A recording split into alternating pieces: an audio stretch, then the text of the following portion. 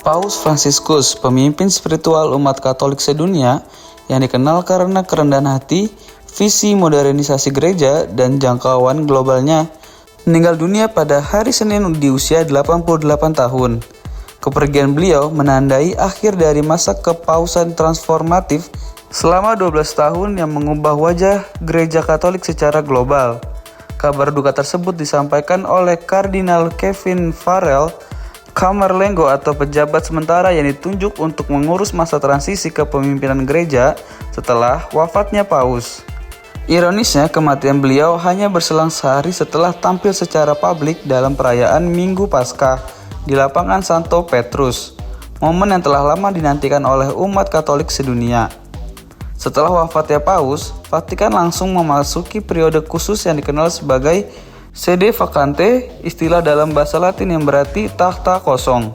Pada masa ini, seluruh operasional dan fungsi administratif gereja Katolik dikurangi secara signifikan dan berada di bawah pengawasan Dewan Kardinal, sembari menunggu pemilihan paus baru.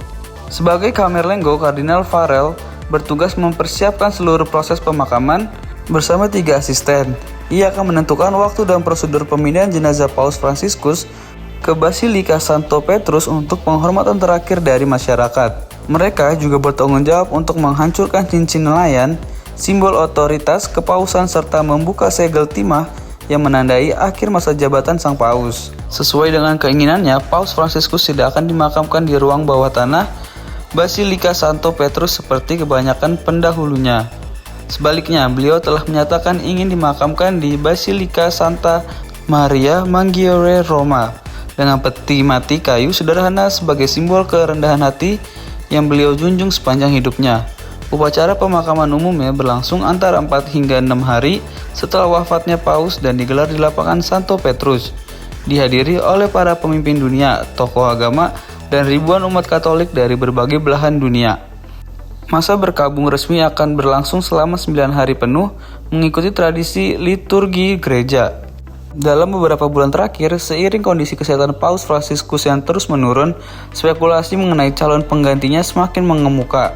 Beberapa nama yang sering disebut sebagai kandidat terdepan antara lain Kardinal Pietro Parolin dari Italia, sekretaris negara Vatikan yang memiliki pengalaman panjang dalam diplomasi gereja. Ia memainkan peran penting dalam negosiasi Vatikan dengan Tiongkok dan Kuba.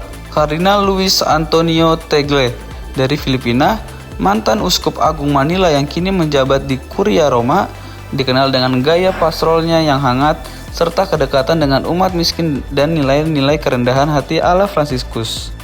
Kardinal Peter Turkson dari Ghana, tokoh vokal dalam isu perubahan iklim dan keadilan sosial. Jika terpilih, ia akan menjadi Paus Afrika pertama dalam lebih dari 1.500 tahun. Kardinal Robert Sarah dari Guinea, tokoh konservatif yang dikenal luas karena pandangan teologis tradisionalnya, menjadi representasi sayap kanan dalam hierarki gereja. Pengaruh Paus Fransiskus dalam pemilihan kali ini juga tidak bisa diabaikan. Lebih dari 70% kardinal pemilihan merupakan hasil penunjukannya selama 12 tahun terakhir.